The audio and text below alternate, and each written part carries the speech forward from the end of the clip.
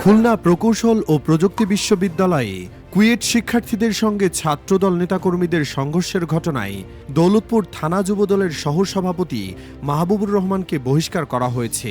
গতকাল রাতে কেন্দ্রীয় যুবদলের দপ্তর সম্পাদক নুরুল ইসলাম সোহেলের স্বাক্ষরিত বিজ্ঞপ্তিতে জানানো হয়, দলীয় শৃঙ্খলা পরিপন্থী কর্মকাণ্ডে জড়িত থাকার অভিযোগে দৌলতপুর থানা যুবদলের সহসভাপতি মাহবুবুর রহমানকে সংগঠন থেকে বহিষ্কার করা হয়েছে। বিজ্ঞপ্তিতে উল্লেখ করা হয়েছে, বহিষ্কৃত নেতৃবৃন্দের কোনো অপকর্মের দায় দায়িত্ব দল নেবে না এবং যুবদলের সব পর্যায়ের নেতাকর্মীকে তার সঙ্গে সাংগঠনিক সম্পর্ক না রাখার নির্দেশনা প্রদান করা হয়েছে। অন্যদিকে কুয়েটে ছাত্র রাজনীতি নিষিদ্ধের দাবির প্রেক্ষাপটে মঙ্গলবার ছাত্রদল ও সাধারণ শিক্ষার্থীদের মধ্যে দফায় দফায় সংঘর্ষ ও ধাওয়া পাল্টা ধাওয়া ঘটে।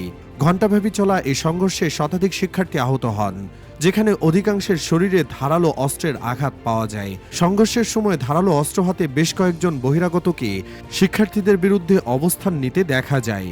এর মধ্যে হাফ শার্ট ও মুখে গামছা জড়িয়ে একজনকে যুবদল নেতা মাহবুবুর রহমান হিসেবে স্থানীয়রা চিহ্নিত করেন। তবে খুলনা মহানগর যুবদলের সদস্য সচিব রবিউল ইসলাম রুবেল জানান, কেন্দ্রের বিজ্ঞপ্তিতে কিছু তথ্যগত ত্রুটি রয়েছে। মাহবুব বর্তমানে যুবদলের কোনো দায়িত্বশীল পদে নেই। কুয়েট এলাকায় অবস্থান নেওয়া তার ব্যক্তিগত সিদ্ধান্ত, সেখানে সংগঠনের কোনো বিষয় ছিল না। দৌলতপুর থানা বিএনপির একজন নেতা বলেন, মাহবুব যুবদলের সাবেক সহসভাপতি, বর্তমানে সে কোনো পদে নেই। নিউজ ডেস্ক, সূত্র 24।